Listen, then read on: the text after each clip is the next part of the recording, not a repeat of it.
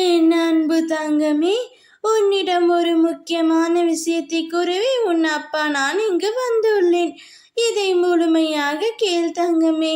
உன்னை சுற்றி மாபெரும் சதி நடந்து கொண்டே இருக்கிறது. உன் அருகிலேயே இருந்து கொண்டு உன்னை ஏமாற்றுபவர்கள் பலர் இருக்கின்றன. ஆனால் அது உனக்கு புரியாமல் நீ அவர்களிடம் சாதாரணமாக அன்பு காட்டி பேசிக்கொண்டு இருக்கிறாய் தங்கமே. அதை அவர்கள் பக்க பலமாய் எடுத்துக்கொண்டு உன்னை ஏமாற்றிக் கொண்டும் இருக்கிறார்கள். உனக்கு நெருக்கமாய் இருந்து கொண்டு உன்னை எப்படி வீழ்த்துவது என்று சிலர் திட்டம் தீட்டி கொண்டிருக்கிறார்கள். ஆனால் அவர்களிடமே நீ சென்று உன்னுடைய கஷ்டங்களையும் கவலைகளையும் பிரச்சனைகளையும் பகிர்ந்து கொள்கின்றாய் தங்கமே. இந்த கலியுகத்தில் நீ புரிந்து கொள்ள வேண்டிய முக்கியமான விஷயம் ஒன்று உள்ளது. அதை சொல்கின்றேன் கேள். உன்னுடைய கஷ்டங்களையும் உன்னுடைய பிரச்சனைகளையும் உன்னுடைய பலவீனத்தையும் யாரிடமும் பகிர்ந்து கொள்ளவே கூடாது. இதை உடனே நிறுத்திக்கொள் செல்வமே. உனக்கு ஏதேனும் கஷ்டம் நேர்ந்தால் அப்பா முன் அமர்ந்து என்னிடம் சொல். நான் அதை தீர்த்து வைக்கின்றேன்.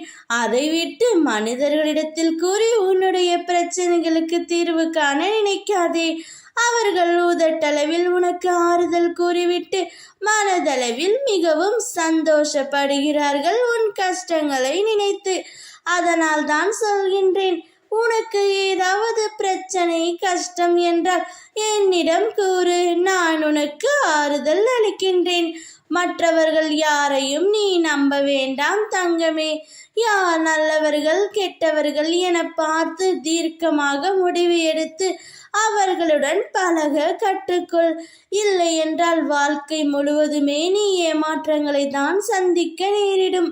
உன்னை கஷ்டப்படுத்தியவர்களும் உன்னுடைய துன்பத்திற்கு காரணமாய் இருப்பவர்களும் உன் அருகிலேயே தான் இருக்கிறார்கள்.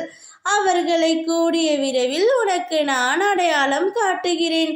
கவனமாக இரு என் தங்கமே. ஓம் முருகா. வேலுண்டு வினையில்லை, மயிலுண்டு பயமில்லை.